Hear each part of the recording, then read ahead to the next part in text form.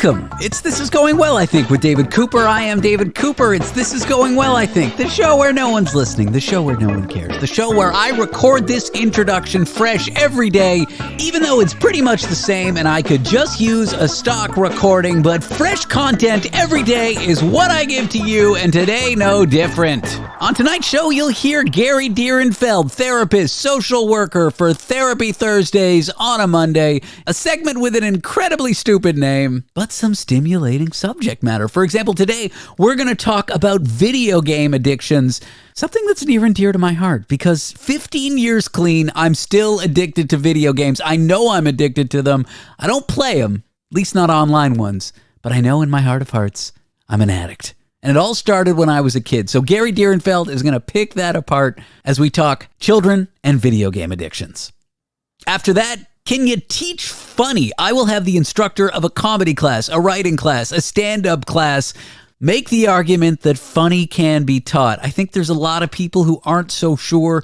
I myself have taken comedy classes, and well, actually, maybe I just proved the point that you can't teach funny. But I'm off topic. Can you teach funny? That's what we'll learn later in the show. And now let's do a fun hula dance into a news story of the day. But first, this. What could be worse than Italy banning pizza? Italy banning pizza and ice cream, or gelato as they call it. Here's the scoop on this next story. Pun intended. Scoop. Get it? Milan, the fashion capital of the world, seems to be having a crisis over late-night takeaway. Or is it fashionably late-night takeaway? That's right, the city is proposing a new law to ban not just ice cream, but all takeaway food, including pizza, after midnight. The reason for the ban? The city hates fun. They're trying to keep the streets quieter for the locals late at night, and nothing says tranquil like banning the joy of a midnight slice or a scoop of stracciatella. Seems like Milan City Council has a bone to pick with late-night snackers. The deputy mayor of the city says it's all about finding a balance between social life and sleep. But personally, I've always found the crunch of a cannoli and a slice of pie something to be soothing at 2 a.m., but maybe that's just me. And this isn't the first time the city's tried to impose a culinary curfew. Back in 2013, they tried the exact same trick. But after serious public backlash, the ban on pizza and ice cream just melted away. The public got so upset, they staged a little protest called Occupy Gelato. I'm serious, that's what they called it. I have no wisecrack about that one. That one stands on its own. The proposed law would affect 12 districts in the city, and it's set to run from mid-May to November. They're actually being kind of fair about it, if you ask me. On weeknights, takeaway places got to close by 12:30, and on weekends, you'll get an extra hour, 1:30 a.m. Talk about generosity. Now, citizens do have a little bit of time to suggest changes, so we'll see if the ban goes through, but it does make you wonder. If they're this strict on ice cream, how are they going to deal with actual problems? I guess next they'll be banning spaghetti for being too slurpy, but here's to hoping that the city finds its sweet spot without leaving a sour taste. All right, it's getting late and I'm ready to kick ass and chew nicotine chewing gum, and damn, I'm all out of gum. Seriously, I'm heading to the drugstore soon. But did you care about that? Probably not. Coming up next, Gary Direnfeld, Therapy Thursdays on a Monday. We'll talk children and video game addictions. How would you advise someone dealing with a kid that has a video game addiction? Find out in a moment.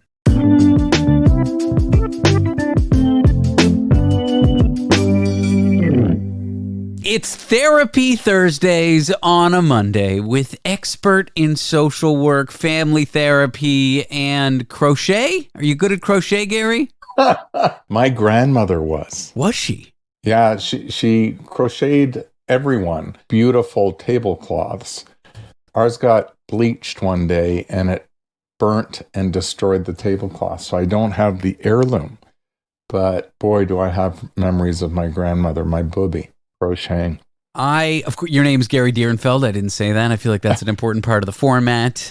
My great aunt, I never met her. She died before I was born, but her name was Nellie. There's a huge moth in my room. It's the size of a bird. I should probably kill that. Hold on one second. Ugh. And there he goes, folks. Dead. Dead in my disgusting hands. Oh my gosh. Okay, not important. So hang on a second. Apropos, hey, there's a huge moth. It's almost 2 years since I had my open heart surgery. Wow. And while I was in recovery, I was given hydromorphone, and I would hallucinate, and I saw huge spiders and bats in my room. What about snakes? What's wrong with snakes? You don't have an issue with snakes? No, just the bats and the spiders. And so you just triggered that memory for me. I'm sorry. No. The weird thing is, even though I had that hallucination, I had the presence of mind to know that it was a hallucination, and I wasn't fearful. I would just comment to my wife, "Oh, there's bats flying in the room." She, of course, looked at me like I was crazy. Yes. And then, oh, look, now, there's some spiders on the wall. Like, do you remember Woody Allen? There's a spider the size of a Buick. Yeah. You know, in your kid, right? I remember. That's how big these spiders were that I was seeing all over the walls as well. It's funny. We have the presence of mind to know where, like, I have a friend who just had a health scare. He landed in the ER, and he's not from the U.S. He's from the Middle East, and he couldn't help but think as he was admitted to the ER, I got to get on a plane before this all goes down to go back to my home country because I want to be around my family. So he's like looking at plane tickets on his phone as they're admitting him. And then he has presence of mind to be like, oh, that's actually an insane thought. It's because I'm having a life-threatening thing. Yes. So it's funny. And I was impressed because I don't think I'd have the presence of mind. I would just do the crazy thing. Anyway, he went to the hospital. He's fine. He's been discharged, and he's not planning on booking a last-minute plane ticket for thousands of dollars. But back to what I was saying about the family heirloom. My great aunt made me a blanket, and she made all her great nephews and nieces their childhood blanket. Called it Nini, okay, Gary? N-I-N-I. Awesome. I mean, I couldn't spell, but I assume it was N-I-N-I. And one day I was about 7 years old, maybe 8. I had my blanket, and I was at my parents' old cottage, and they had a roaring fire. It was the winter. Oh, no. My sister's 7 years my senior. She's 15. She's making fun of me for my little blanket. So I go to my mom and my dad, my mom, and I say, Mom, Clara, can I throw this in the fire? I want to grow up. And she turns to me and she says, it's your blanket. You can throw it in the fire. So I throw it in the fire. It bursts into flames. And I turn to my mom with tears in my eyes. I said, why did you let me do that? What have I done? And she said, I didn't think you would do it. And she should have. I'm still angry with her. I guess this is my therapy session right here. I had a blanket, but it was like, I don't know, piece of a diaper or something that I was like Linus from Peanuts. I would walk around with my blanket and I would suck my finger, not my thumb. I sucked my finger. All these things that our listeners need to know. They need to know it. Hallucination, sucked his finger. Exactly. I love that. It's a great theme song, the Peanuts theme song. It is. This is a heck of a segue to what you want to talk about. Well, I want to talk about stuff that I think is associated with kids, and I had issues with not only as a kid, but have had relapses with as late as my early 20s. Okay. Video games. And my parents didn't have presence of mind or care. I have a lot of anger towards them in my youthful self. And they're really nice and supportive now, and it sometimes makes me angry because I feel like my childhood didn't happen. But they weren't great back then. I was addicted to video games. I would play video games until 3, 4 a.m. I'd show up to school like a zombie, underslept. Yeah, like a zombie from that. Absolutely. And so many kids are doing, not just kids, adults. Yeah. Adults. No, I the last time I had a relapse with this video game that I was addicted to in my teens was like 22, 23. And I got bad grades in university that year. And I haven't played since, knock on wood. How old are you now? 37, Gary. It's been 15 years, but I know I'm addicted to online video games because sometimes I'll see a press release about a new one. I'm not a gamer, Gary. I haven't played video games in a long time. I mean, I'll play solo video games, like Zelda or something, because I can put it down. But when it's online and you're playing with other people, I can't control myself. I am an alcoholic. You've got a responsibility to the team, man.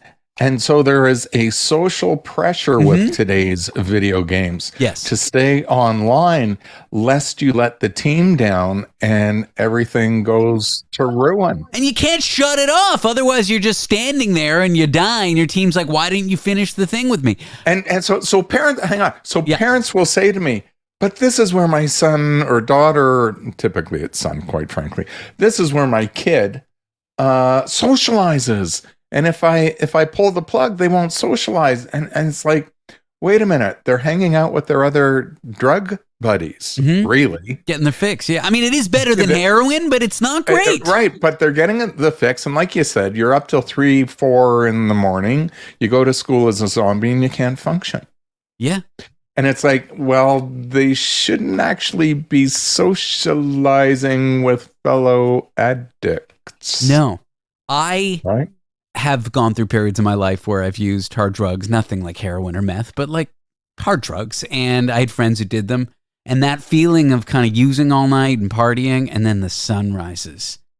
And you just, I was high functioning enough. I never got fired or anything like that. But that feeling of, I've been up all night using, and the sun rises, and that's when you're like, I gotta rethink my life choices. But that feeling for me, the first time I had it, I think was when I was 14 playing video games all night, and the sun rises on a school day, and I gotta go to school after staying up all night. Yeah. But back to what I was saying, I quit 15 years ago, and even now I have the addict brain where I see a press release for a new video game, and I think, I could just get that. I could just play. It's a new game. It looks great. I'll watch a YouTube video about it. I'm like, this game's great. It's only $40 to buy, and I can play it, and I just won't tell my girlfriend. I won't tell her, and I won't tell any of my friends, and I'll just sit at my computer and play it. And then it always dawns on me, Gary, I can't do it because I know I have a problem. Parents and partners and family members and friends, they don't realize the power of the neurotransmitter dopamine. Yeah. That wonderful neurotransmitter that allows us to experience pleasure. And when we've shot down the enemy combatant and we have the high fives with the members of our team, we're elated. We're feeling great. We're getting those hits of dopamine. And just as you're saying, here it is, I think you said roughly 15 years later, you can still taste it. And when I lost my job at Bell Media, when I lost that show, one of the thoughts, I was pretty low for a few months. I've talked to you about this. I mean, it was well over. It's like a year and a half ago. But I was low for a few months. And it was a time in my life where I thought, I'm not working. I actually have the time to start playing a new video game. I didn't do it because I know how wild that thinking is. But it hasn't gone away. And I've been clean for 15 years.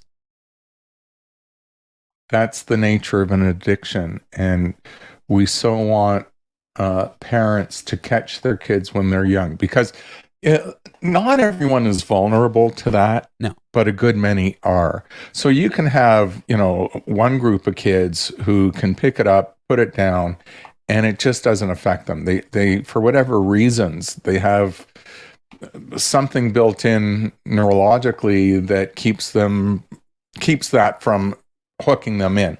But there are so many others. And if you see that your child can't put it down, or it increases the whining, the behavior in order to continue, that's a signal that your child I can't say is, but may be susceptible. And you're going to want to put some limits and safeguards on the use of the online gaming. Okay, I'm done shouting about my lived experience having this addiction for the better part of, 25 years. We're going to come back with Gary and talk about strategies if you notice this in your kids or in others, to talk to them, to try to redirect the behavior, to try to help.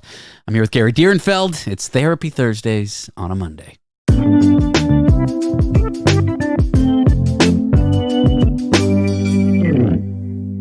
Therapy Thursdays on a Monday, the most stupidly named segment where at least only one of the people participating is stupid, and it's not Gary Direnfeld. Gary, welcome back. I'm not going to allow you to throw your own self under the bus either. I love you. I think you're brilliant. I think you're talented. Aw. And so there.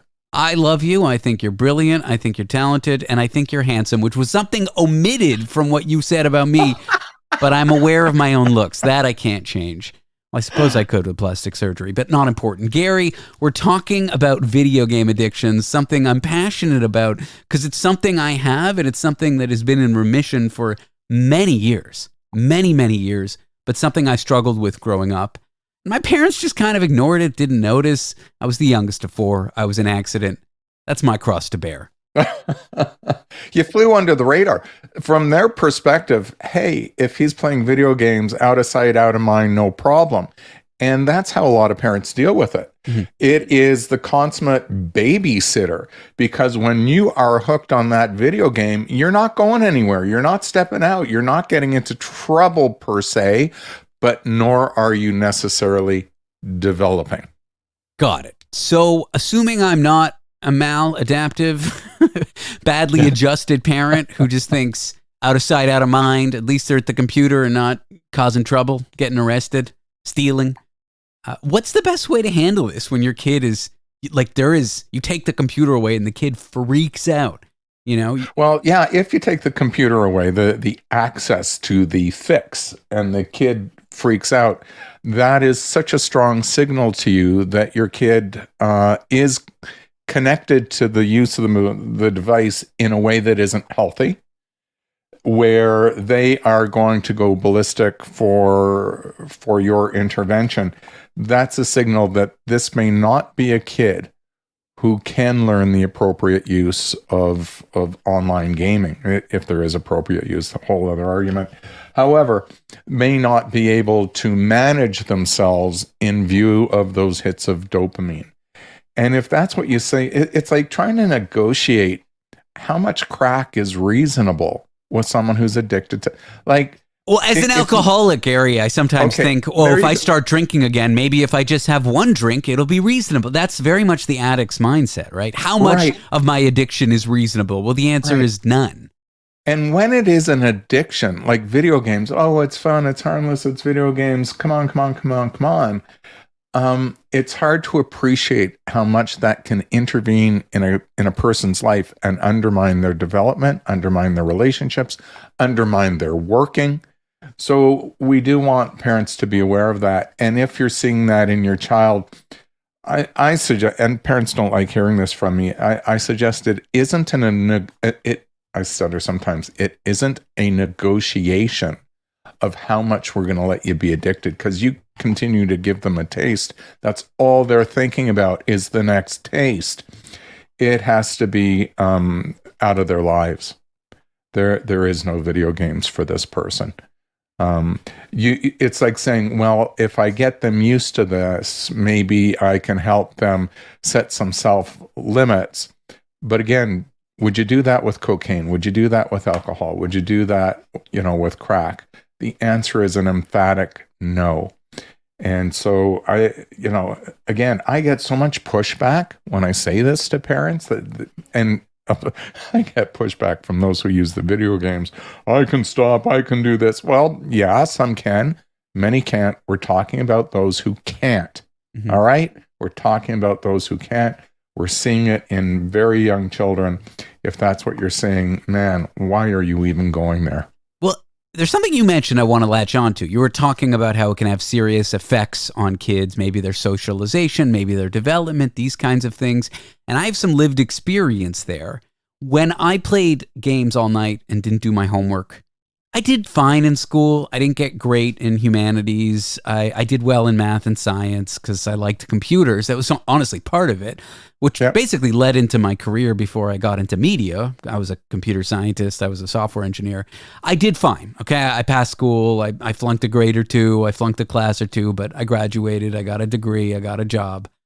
But by playing those games at night and going for the instant gratification and fulfilling the fix and getting the dopamine instead of putting in the work in school, doing my homework, I never really learned how to do homework.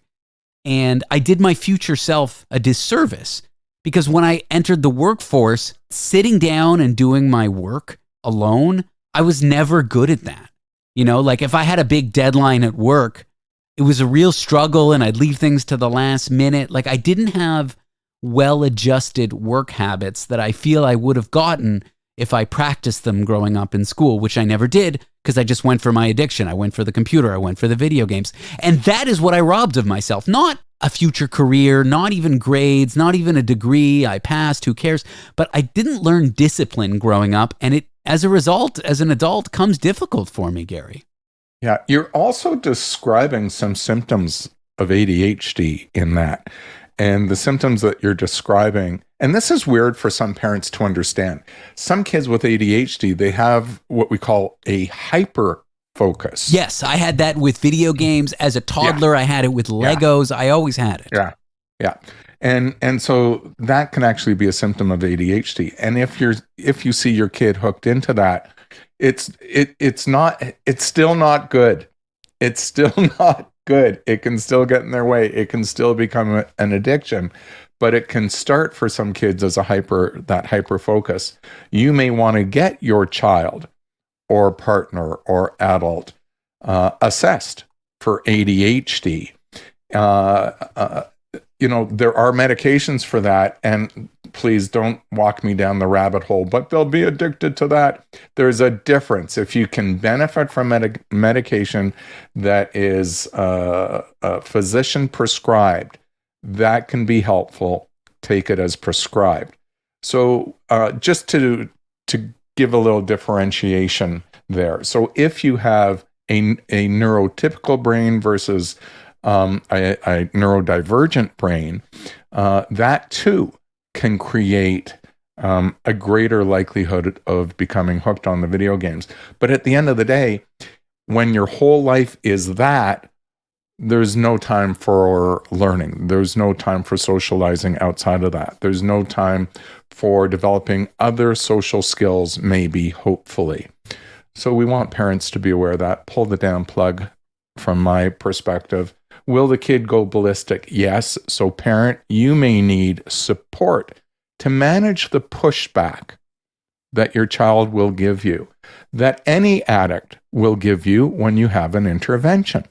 Yeah, like children may be all lovey-dovey, be validating to their parents, make them feel like they're good parents if they let them play, and they'll say things like, "I don't love you." They'll say horrible things that they don't mean. When you take it away, they'll use anything they can to try to get the games back. Yeah. So look, this is such a good topic today, video gaming. It is simply dangerous for some persons. It takes them down a rabbit hole that they can't escape. And then it's incumbent upon the loved ones, hopefully, can raise an intervention. Really easier to intervene on a 6, 7, 8, 9-year-old than it is on a 13-year-old, than it is on a 23-year-old. So hopefully we start sooner with those interventions. If your intimate partner is hooked on video games and life is a begging session trying to get them to heck off, again, without intervention, this will impact severely on your relationship. You may have to consider counseling for yourself to see what you want to do with your situation. Yeah, this isn't just for kids. I mean, there are 60, 70-year-olds hooked on video games as well. Gary, what a great conversation today. Thanks, David. I'm so pleased, so grateful that you invite me on where we can have these conversations. Oh, come off it. I'm grateful you come here. You're just doing this as... My brother used to tell me that my parents paid my friends to hang out with me. So sometimes in the back of my head, when I work with great people like you, I think to myself, someone must be paying him. He's doing some weird favor for somebody, maybe my parents. It's always a horrible thing, but it crosses my mind. Thank you for being here is what I'm trying to say. Love to be here. Thank you for having me. You can find Gary at yoursocialworker.com. In just a moment's time, a comedy instructor to answer the age-old question. And by age-old, I mean question my producer pitched to me earlier today, and I decided, hey, I'd like to talk to someone about that. That question is, can you teach funny?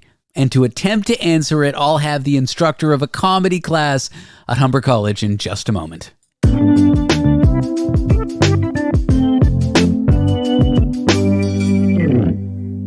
Can you teach funny? That is a question I hope to answer with someone who is a performer, a writer, director, but more importantly, a teacher at Humber College's comedy writing and performance class in Toronto, Canada.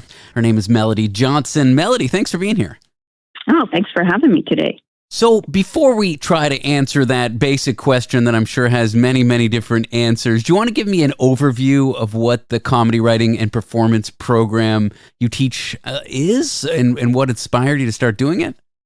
Sure. So it is comedy writing and performance. So you get an opportunity to do writing, and so that's sketch, stand-up, writing on your feet, which is improv, of course, and acting, the performance end of things, physical comedy, silent work in the tradition of slapstick, Buster Keaton, that kind of thing, storytelling, solo storytelling. Also, there's the history of comedy that we look at, script writing. So that's kind of all under our umbrella of comedy writing and performance. So how do you go from being a performer to deciding you want to try to teach it? Well, I had some great coaches and directors along the way who I was already passionate about comedy from a very young age, but I think my coaches and directors kind of inspired me because they were so fantastic. You might have heard of Colin Mockery. He's a guy who hired me at Second City many years ago, and so I just had such a love of just the mechanics behind how does this happen? How do you improvise? How do you write on your feet? How do you sit down? I'm not a person that sits down at a desk and writes a sketch. So I kind of I was interested in inspiring people who work from a different places to find comedy, whether that's through your body, clowning, that kind of thing. So I think people think that they have to sit down, and be brilliant just at a desk with a computer and churn it out. But I just wanted to open doors for other folks to try and find their voices and, create funny in other ways. Well, I kind of get that, but there's a lot of people that think you're just born funny. Funny is this natural talent. Somehow in their mind, you get on stage and all of a sudden you're Robin Williams. I, having done stand-up myself for 5 years, don't believe that. I'm a little biased with this question, but from your experience teaching it and dealing with beginners all the way to professionals, is it something you can teach, or are there people that just have this natural talent? I think you can teach technique and getting the most mileage from an idea or from a joke. You can teach ways of moving your body, how to manipulate and use your voice, your eyeballs, right? It's difficult to teach something like timing, for example. I think there's a kind of metronome in those of us who I don't know, that maybe have it in us already. Do you know that's timing is a difficult thing to teach. But you can really help people with technique and finding their footing on stage, opening up to audiences, the way they use their eyes, their hands, all of that. I think people that want to go into comedy don't necessarily think of their entire body, as an instrument of comedy. Yeah. And it's such a large part of it. And just the way you can, sit in a moment, sit in an idea. People often go way too fast. And so they scuttle their own material, right? Yeah, they step on their own punches, as they say. Yeah. So if you can, I think there are ways of, getting people to slow down, and not comment. Just, there's a great improv teacher up here, Keith Johnstone. He just passed away last year, but he was with the Loose Moose Theater in Calgary. And he would always say, dare to be boring. So just, watching somebody on stage try and get a knot out of their shoes can be fascinating and comical and amazing. But you've got to believe in the boringness of it in a way and not go to Mars, not go to a crazy place, but just try and play out that idea of that that whether it's conflict or it's an obstacle, it's fascinating to watch you try and hurdle an obstacle on stage. That's enough. Yeah. So it's getting people to believe that is enough. What you're doing is enough. A minute on stage is a long time to fill. But it doesn't have to be bookend, talk. So you can teach that. You can teach that. And in terms of improving, I mean, I can only speak as a long format kind of radio interviewer, and then as a stand-up comic. I can't speak as someone doing improv or writing. But for me, I always saw it as something like a craft that you have to grow like any other. You can't expect to go to the woodworking shop and produce a brilliant chair on your first day. You can't expect to show up at the piano and do a concert pianist performance in front of a symphony orchestra. I see doing comedy a lot like that. It's really time behind the wheel and experience. So in this sense, you can teach someone, you have to put in the work. Would you agree with that?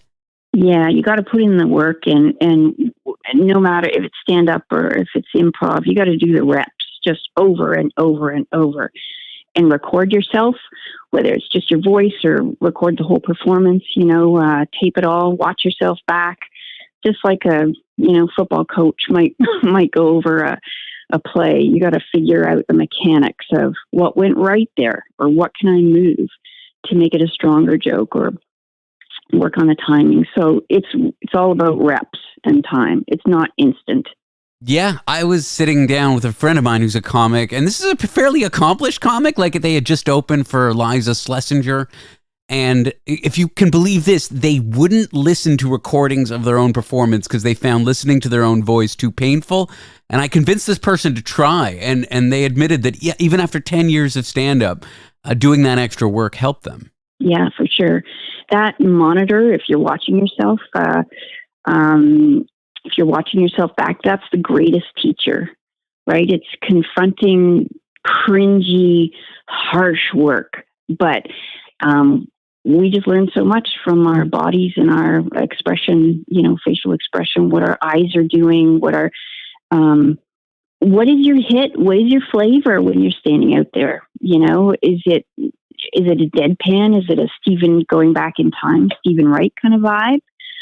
What information are you giving the audience about who you are as a comedian, right? Yeah. Really demonstrative. Are you fast? Are you slow? What's your rhythm? So you can identify that kind of thing in comedy school. What is your comedy hit? What is your flavor? What are you walking on the stage with? Is it low status? Is it high status? All of that is information, right? So, that they're consuming. So if you don't know what it is, you might be shooting yourself in the foot. You might have great material, but the presentation is kind of counter to what you're giving off, and not clear for the audience. They need to know it's like a musical, right? When characters enter the stage, right away, that's the gangster, that's the mall, that's the this. Audiences need to know what you're playing. Absolutely. So I actually took stand-up comedy classes for about a year myself in 2014, and I observed, at least this is in San Francisco, which is the only real community I can speak to where this happened, there was a sort of stigma. If you went to comedy classes, you somehow weren't as brave as those who just went to open mics and started without classes. Have you observed that stigma, and how do you respond to it if you have? Yeah, I've heard that before. It depends on how you work as a creator.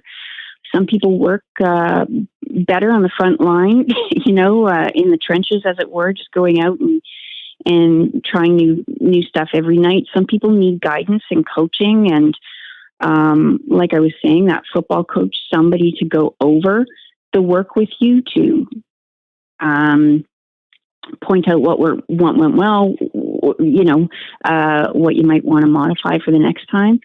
You might need community, and that's something that our program provides as well, is like-minded people who are going out with you, or you have a beer with them after the set, and you're all working to the same deadline. That helps a lot of people. Time management. Whereas when you're on your own, you're just kind of you might be in this vortex of self-destruction, You don't have that community. So it depends what your needs are. A program like ours can help with that too. Well, let's talk about the program. Do you have any success stories and any folks that we might recognize or any people that went on to do particularly cool stuff? Oh, yeah, we've got a lot of great people. You might know Nathan Fielder, Nathan for You. That's one of his many shows that he's got out right now. Levi McDougall, he's been working on Conan O'Brien for many years. We had some great guests this year as well that we bring into the program. Yeah. So lots of great people have come out of the program. Cool. Well, here, I think you can teach funny, and I think talking to you just outlines that. So thanks for talking to me. I appreciate the conversation. No, it's been fun. Thanks a lot. Melody Johnson, she's a teacher at Humber College's comedy program, and she's a performer, writer, and director. And that's a wrap on the show. What? The music's playing? I'm not ready for the music. Thanks for listening. Okay, fine, the music.